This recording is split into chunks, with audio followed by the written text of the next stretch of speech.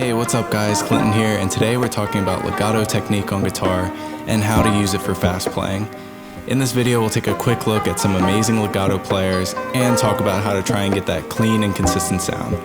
Then we'll run through a few exercises.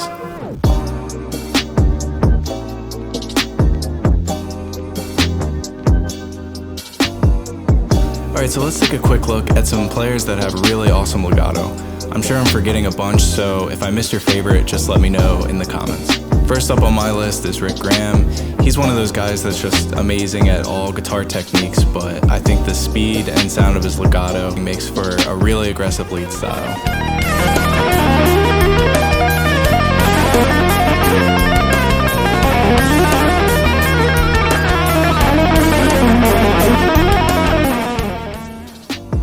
So up next is Tom Quayle, who's probably my personal favorite when it comes to legato. His playing is super fast and smooth, and he really uses some interesting note choices in his leads.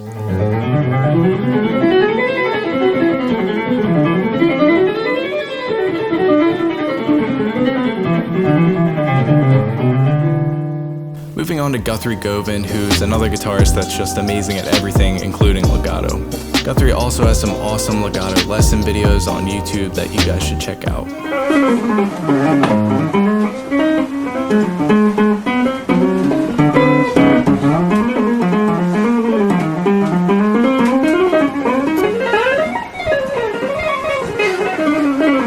See how much you can do just with that one note. And lastly, we have Alan Holdsworth, who many consider to be the king of legato guitar playing.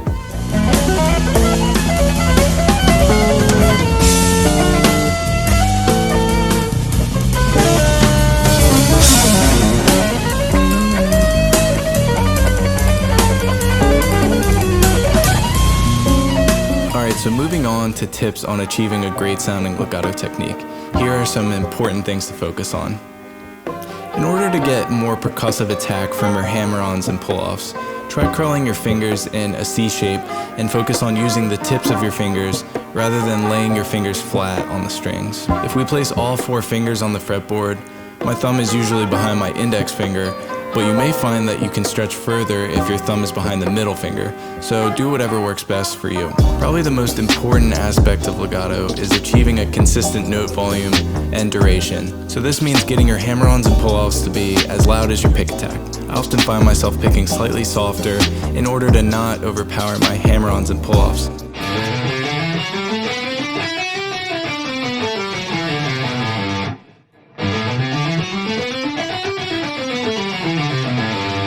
Many players also use their middle finger to hybrid pick during legato runs, since the pick attack of the finger is a bit smoother sounding than a pick.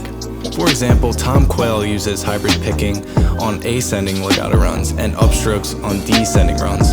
So I would say this is a great framework to follow if you'd like to introduce hybrid picking into your legato playing. Regardless of how you're picking, be sure to hold each note for its full duration, which can be especially tricky when you're switching strings.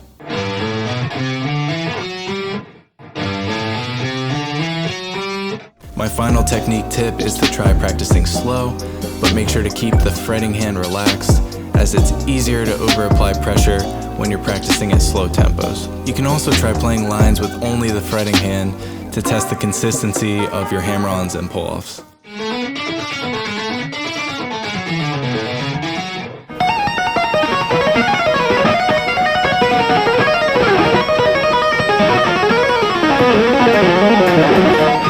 Now let's move on to some exercises, which I've split into small pieces and then larger runs made up of those pieces.